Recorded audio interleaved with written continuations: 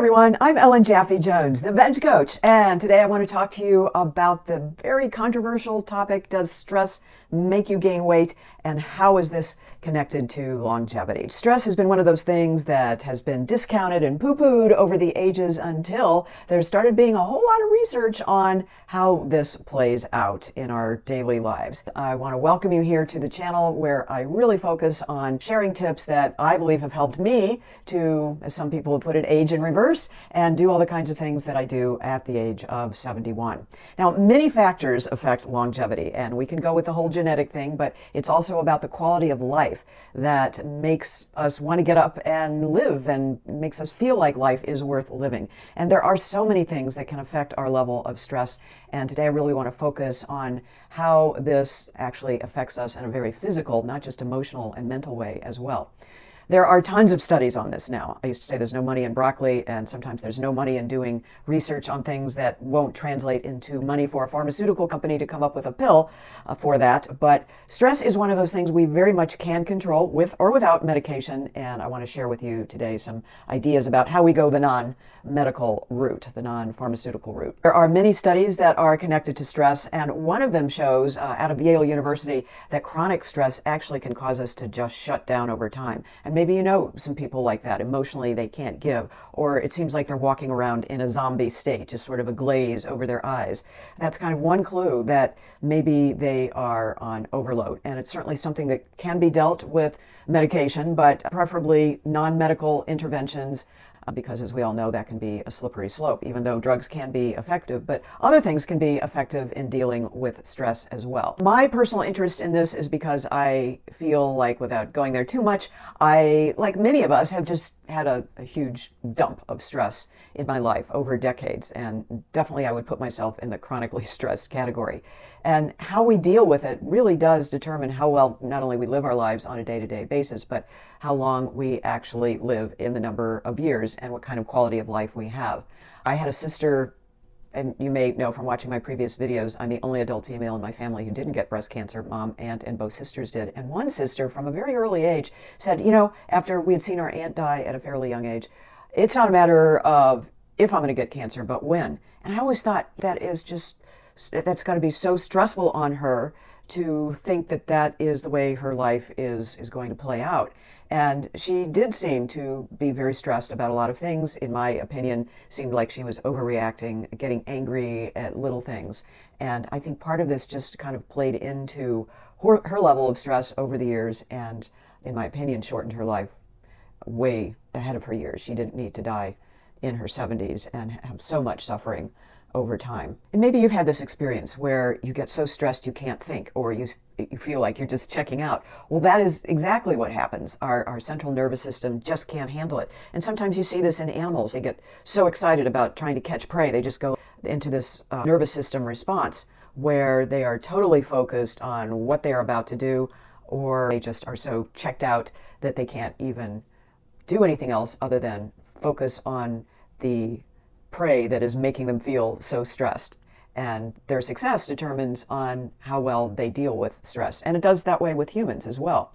But if we become so much on overload, then we can't focus or concentrate. And over time, this can make us feel chronically checked out and unable to focus. Stress has been well known to document and exacerbate health problems, the biggest one being the heart. And what happens is, as we get stressed and we constrict our blood flow, it's not only just in our limbs where this happens, but in our biggest muscle, our heart. And blood flow then is irregular, or our hearts can pump too fast. And as a result, the constriction that happens in our heart can lead to problems like heart attacks. We've heard of people having heart attacks after some very stressful event, and we internalize this stress so much that it can have these very physical reactions where our bodies just don't function. But stress not only affects our heart, but it can affect our other organs and the production of hormones as well, and that can contribute to weight gain. We're going to get into that a little bit more.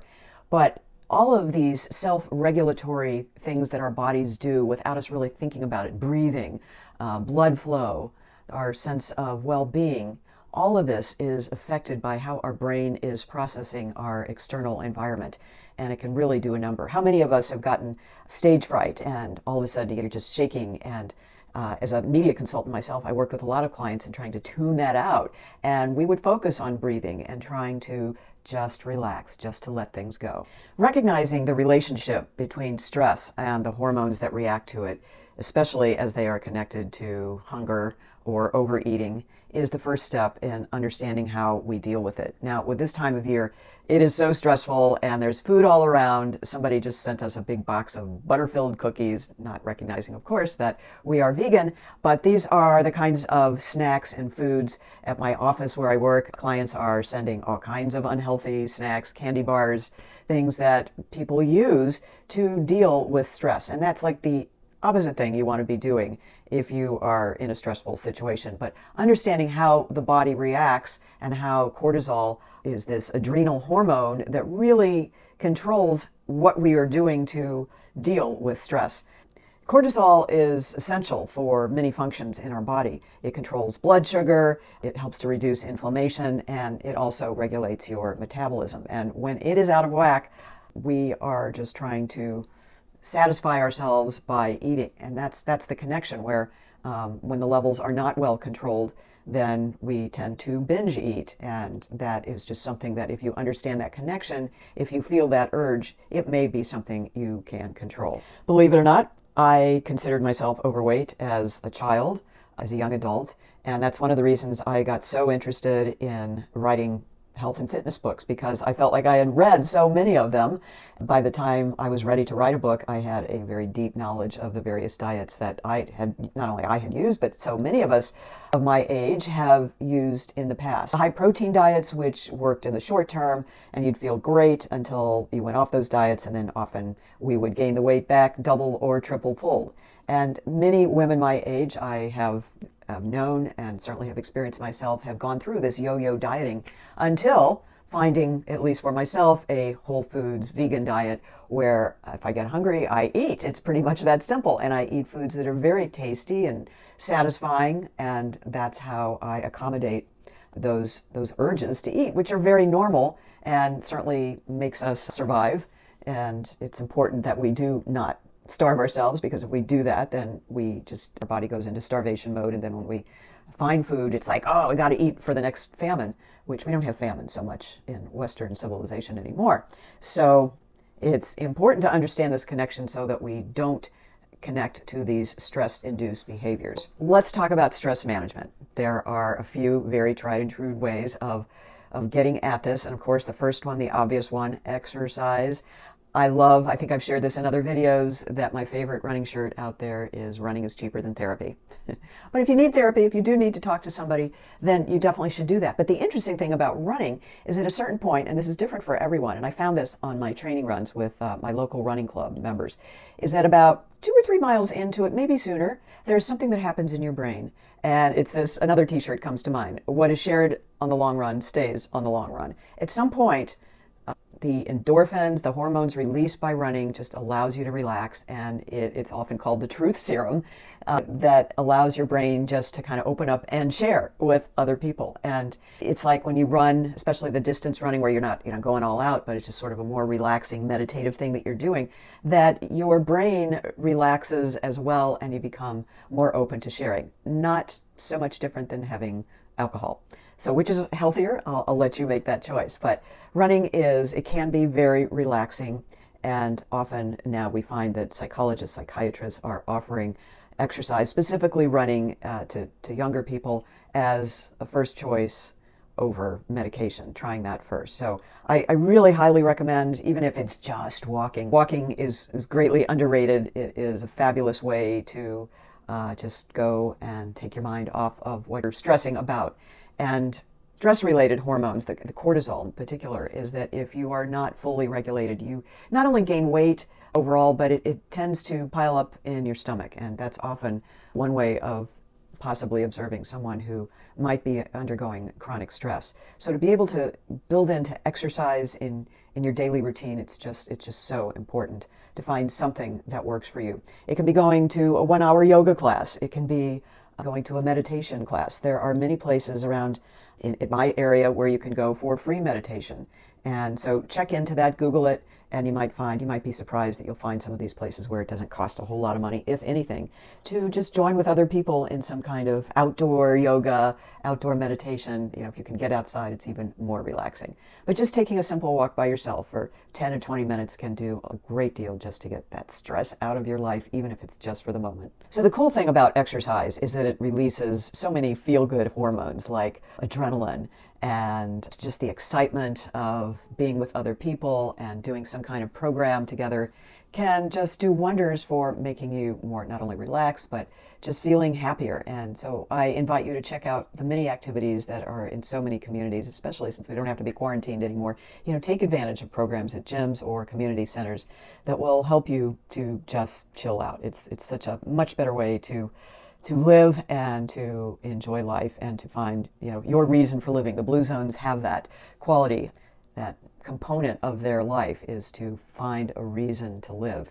And getting the stress out of your life helps you to begin that journey or be successful in that journey. And the cool thing about exercise, of course, is that it helps you burn calories and therefore, in theory, should help you lose weight. Now, you'll hear stories about people, I'm on the treadmill at the gym for an hour and I'm still not losing weight. Well, then you really have to look at things like your diet.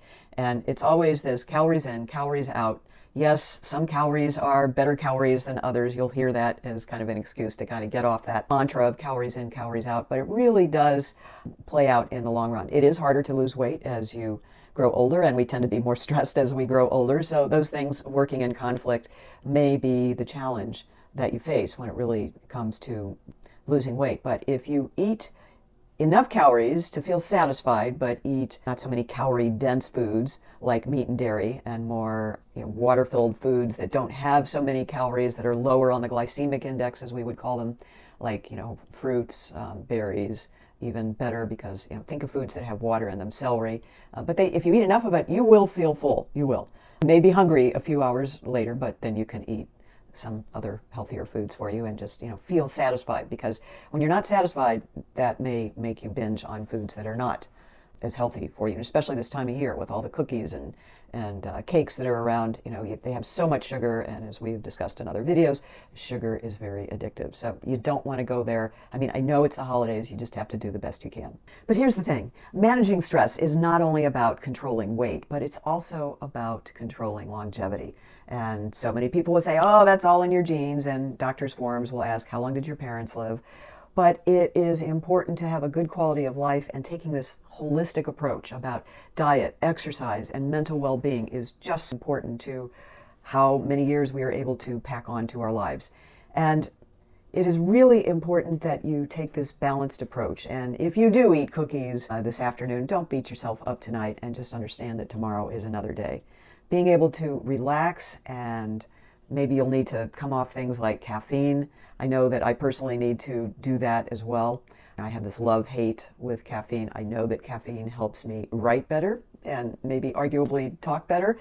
But on the other hand, it can make us jittery, and that affects our whole central nervous system. And in terms of the long picture of how we live our lives, and do you want to be shortchanging your adrenal system and challenging it with these stimulants that just wear off and make us feel like trash? Maybe not so much. I think the one thing I really want to share with you is, you have heard me talk about in other videos how I had to go on to the Dean Ornish program for reversing heart disease at Sarasota Memorial Hospital here because I had a high cardiac calcium score, probably linked to when I was a teenager and a little bit beyond. I think the thing I want to share with you is, I was surprised how much stress I was really under. And how do you measure this? Well, it is very measurable now, both in your heart rate, your resting heart rate, and how much you can push the envelope with exercise, all kinds of metrics that will measure how your heart is coping with the stress of the physical challenges, like in a stress test. What I really want to share with you from my own experience is that I had no idea how much stress was affecting my physical being. And this was when I showed up with a high cardiac calcium score as a result of doing high protein diets as a younger person. And it's not believed that the calcium, even though it's off the charts, as long as I keep up my diet and exercise, nobody's really concerned or even thinks I should be on statins or any kind of drug at this point. because the way the doctors have described it, my heart has done its own bypass. So there is this thing of mind over matter and controlling what happens to your body. And I feel so lucky that with the way these measurements have come in, I have not had the very highly predicted stroke or heart attack that was supposed to happen after this diagnosis. That was years ago.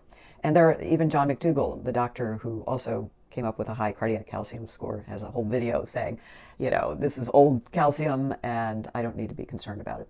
But you have to check in with your doctor to see what their concerns are.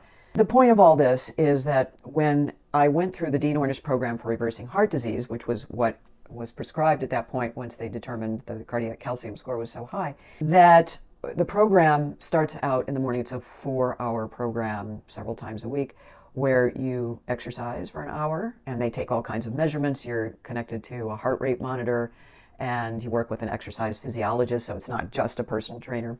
They're really trying to, at least for me, their biggest concern was, can we get your heart rate up high enough that it's going to have any benefit for your body?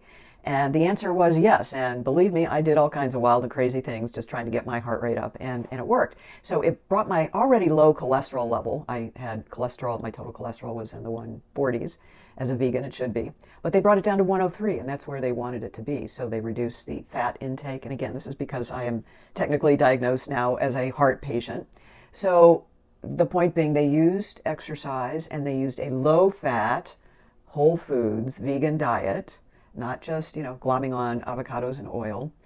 So tweaking those two things, the diet and exercise, plus meditation, because I would sooner have watched paint dry than meditate. So I had to learn how to meditate. And that was the 3rd hour of the morning. The 4th hour then was having lunch together, socializing. And we also had some group sharing as well. So there was that therapy, that discussion component of the program. And there were so many men who had had heart attacks who were going through this program, and they couldn't simply say, and then we had to go around a circle and every person had to do this.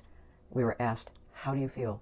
Some of these men could not come up with a word to describe how they were feeling or even figure out how they were feeling. And so these kinds of programs, and there are plenty of them out there, where you can do group sharing, where you can get in touch with your feelings, as that phrase goes. There are just so many ways that you can work to discuss your feelings and try and reduce the level of stress in your life.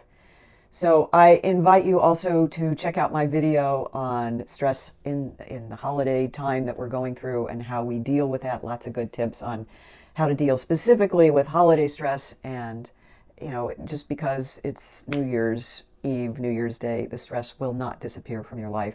And hopefully some of the tips you're picking up here will help you move along. And as we like to say in meditation, let it go. Let your voice go deeper, close your eyes, just chill out, because life is too short and you want to be able to enjoy it. All right, everyone, thank you so much for watching. I hope if you found value here, you will like and subscribe, and I look forward to seeing you in the next one. But also drop in the comments below how you are dealing with stress, how you're coping with the holidays, and any experiences or tips you have on managing stress. I'd love to hear from you what works for you, because it's not rocket science, but then again, we're all different and we all have different experiences. So please let me know how you're doing. Until the next one, gotta run.